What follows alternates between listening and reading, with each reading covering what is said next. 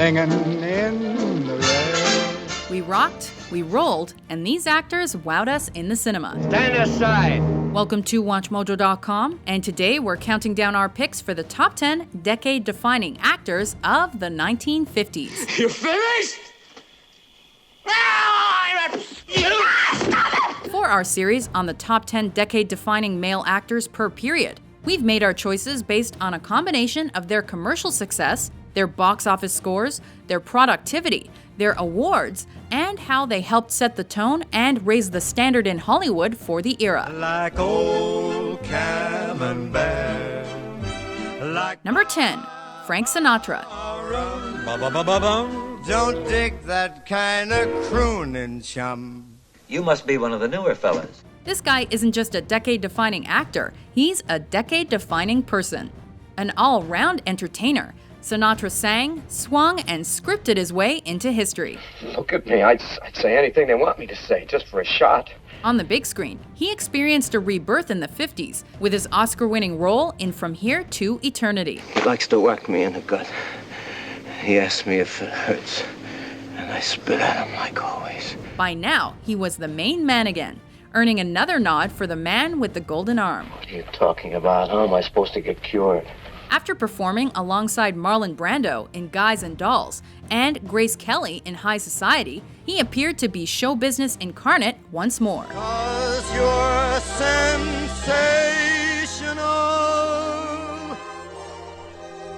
Sensational. That's all. The walls. Number 9, Vincent Price. The walls. The walls. Our number 9 tingles the spine. Exactly. Tingle. You can do a great deal more than that. After starting out as a character actor, Vincent Price progressed into the horror movie genre in a big way during this decade. His role as the professor in House of Wax was the first step along a spooky road. Deepen those lines around the corner of the mouth. Not too much. There, that's better. The Fly followed, and he thrilled in the 50s once more, assuming the role of Dr. Warren Chapin in The Tingler. See anything unusual? For this movie, some cinema seats were equipped with vibrating devices called Percepto. In truth, Price didn't need assistance to scare us. Murder, torture, execution, scare the living daylights out of people. I don't care for that kind of patronage. Number 8, Tony Curtis. I tell you, Joe, they're on to us. And they're gonna line us up against the wall and... He began the 50s as a lesser-known actor and ended the decade as one of Hollywood's most sought-after stars. I beg your pardon. A breakthrough performance as under-pressure press agent Sidney Falco in Sweet Smell of Success, and an Oscar-nominated effort as an escaped convict in The Defiant Ones meant that Curtis was worth top dollar. You don't even know me! As ladies' man/woman Joe/Josephine in Some Like It Hot, Curtis was paired with Marilyn Monroe, and the two really stole our hearts. Look, if you're interested in whether I am married or not, Oh, I'm not interested at all. well, I'm not. That's very interesting. And he tickled our funny bones once more before decade's end alongside Cary Grant in Operation Petticoat. Good morning. Good morning. That's a clever shower schedule you got worked out, sir. Conserves water, too. You don't know he killed. All you know is he stole some cattle. Number 7, Kirk Douglas. He's a killer. His trial will take care of it. Born into a desperately poor family, it's said that Kirk Douglas worked over 40 jobs before becoming an actor. You really believe that, sir? From such modest beginnings, it's amazing that he built a modern-day Hollywood dynasty around himself. All right, mister, we'll take you up on that. By the 1950s, Douglas was quite the tough guy. He starred in westerns like Along the Great Divide and played soldiers in movies like Paths of Glory. Gentlemen of the court, to find these men guilty would be a crime. Oscar nominations also came in the 50s for The Bad and the Beautiful and Lust for Life, both of which cemented his status as a wide-ranging talent. Even if I'm not qualified, there must be some way I can serve. Isn't there any place for me, somewhere no one else wants to go? I'll do anything, only use me. Number 6, Anthony Quinn. I'm a man, not a freak like my brother. Often cast as an ethnic villain, Quinn was a prolific actor, but it took some years for him to achieve mainstream success. I think I'm the best judge of that. His breakthrough came when he starred opposite Marlon Brando in Viva Zapata, a movie for which he won the Academy Award for Supporting Actor, and the first Oscar awarded to a Mexican American. Every day you fought, I fought. I'm a general. Look, here's my pay, a little dust. I can't even buy a bottle of tequila. He won the same award 4 years later for his portrayal of the painter Paul Gauguin in Lust for Life. How much is enough? The second Oscar was quite incredible, as Quinn was only on screen for 8 minutes. Whatever you do from now on, wherever you go, promise me this. Make me part of it. Don't ever cut yourself off from me again. I'm singing in the rain, just singing in the rain. Number 5, Gene Kelly. Glorious feeling, I'm happy again. Singing and dancing his way into the top half of our countdown is musical maestro Gene Kelly.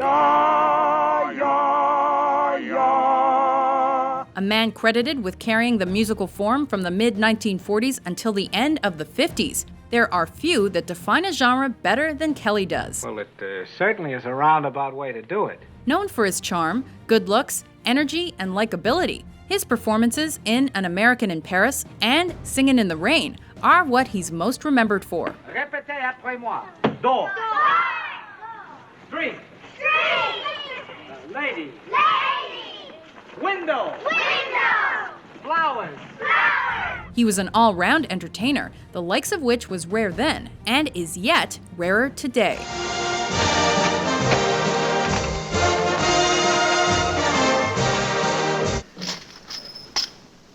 Let's talk a little business. Number 4, John Wayne. Hello, Burdette.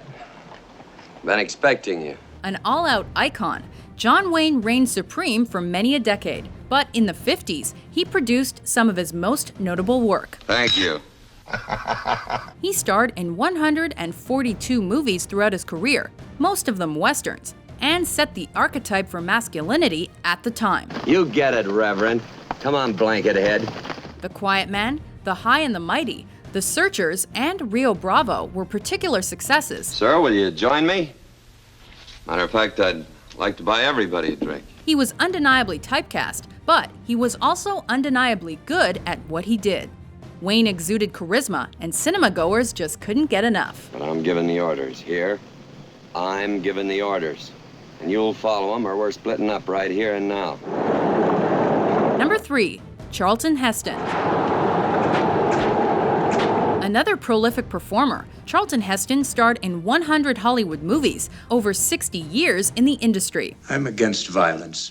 Those statistics are hard to beat, and he is, quite rightly, a legend of his trade. Not while I'm around, you won't. In the 50s, after breaking through in The Greatest Show on Earth, he became synonymous with epic roles, and was particularly effective playing biblical parts. Behold his mighty hand!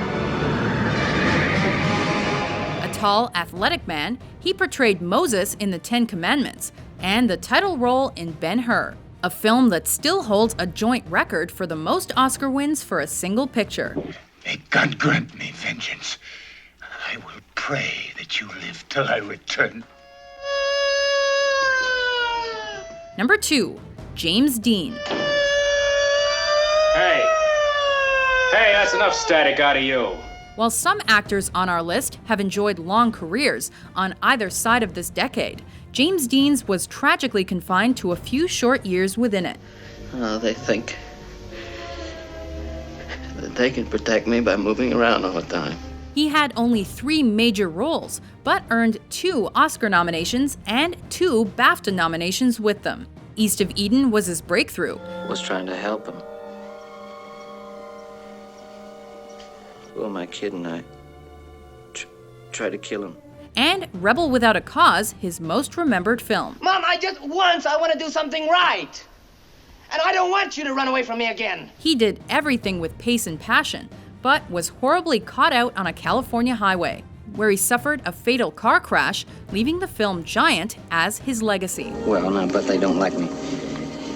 quite enough to kind of divvy up what they got way too much of. Before we unveil our pick for decade-defining actor of the 1950s, here are a few honorable mentions. Look, sweetie, be practical. I've got a good deal here. A long-term contract with no options. I like it that way. Maybe it's not very admirable. Well, I went to see him at the hospital a couple of times, and finally I just couldn't go back. The last time he and I started talking about fighting, and he started to cry. Now that you have successfully thwarted me and placed in my path the only obstacle for which I was unable to make provision, I feel that I can tell you. I have never really enjoyed your company very much. And furthermore, you play an abominable game of whist. Isn't the thing that's dead supposed to be dead for all time? Yet we've brought it back to life. We hold in the palms of our hands such secrets that have never been dreamed of. Our nature puts up her own barriers to confine the scope of man. We've broken through those barriers. Mrs. Phillips, I wonder, would it be all right if I came by occasionally? Just for launching outboards and general morale purposes? Number 1, Marlon Brando. Hey, Stella! Rock and roll was bursting through our radios, and our chart topper was personifying it on the movie screen. You think you're too good for me? Nobody's too good for me. Anybody thinks they're too good for me, I make sure I knock them over sometime. Marlon Brando was one of the coolest, trendiest, most desirable guys on the planet. He was also a fine actor. Picking up an Oscar for his role in On the Waterfront, Brando also starred in A Streetcar Named Desire, Viva Zapata, Julius Caesar, and The Wild One, to name but a few. They're asking me to put the finger on my own brother. He had magnetism, masculinity, and an attitude that established him as the 50s male sex symbol, and as our number 1 decade definer. You don't understand. I could have had class. I could have been a contender. I could have been somebody instead of a bum. Do you agree with our list? Oh, I never thought I'd come to the point where that would be an issue. Which 1950s actor do you think is the most iconic? Are there any more questions? For more classic top 10s published every day, be sure to subscribe to WatchMojo.com. Well, gotta run. See you kids later.